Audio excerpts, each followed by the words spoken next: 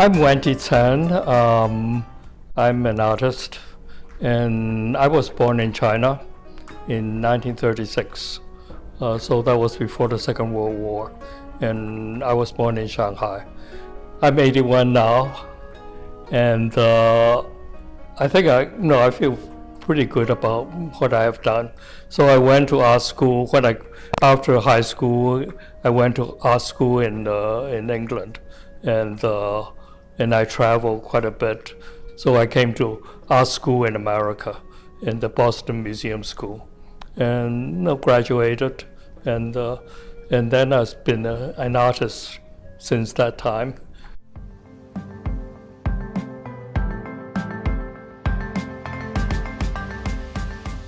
So an organization started to think to use art as a way to protest the organizations that has been demolishing a lot of Chinatown.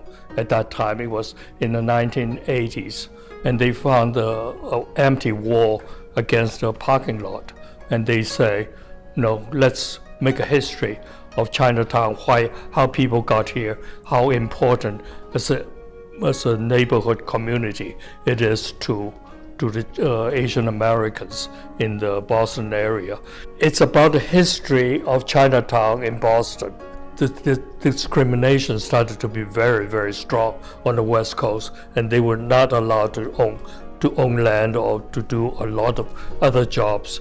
The theme that ties the mural together is a piece of fabric.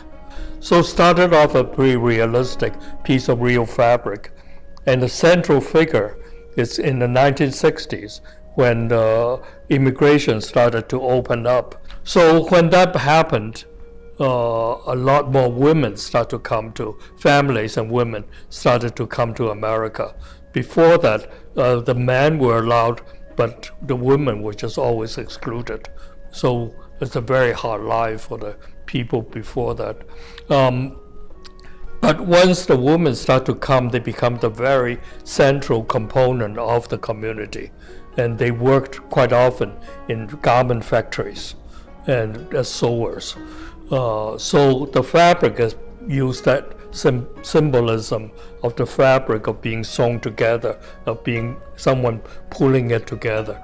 So that's the central figure. And the other components is to the side is when the community has been built to the left. There's a map of Chinatown there, and there's a big protest, which again has the same quality as the flow of the fabric. It's the people coming together. So there's the two elements. And the people are the people of Chinatown, and they are protesting the demolitions and the gentrifications. And that becomes a powerful force with the banners and the demonstrations. So that brought us up to that point of that moment in the 1980s of how people can come together. And the bottom part is how we envisioned as a possibility of the continuation of this community. People take care of themselves, which is when it started with the hospitals. And on the other side is people having community gardens, grow their own food, and businesses are developing. On the right-hand side, there's the English as a second language, people who are being taught new skills. And toward the lower corner is the youth with the games and basketball, which shows up how we can become a bright future.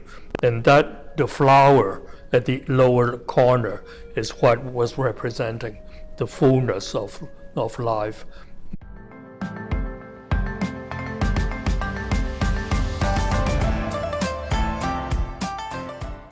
Doing a mural would be a thing that will connect the artists with the community.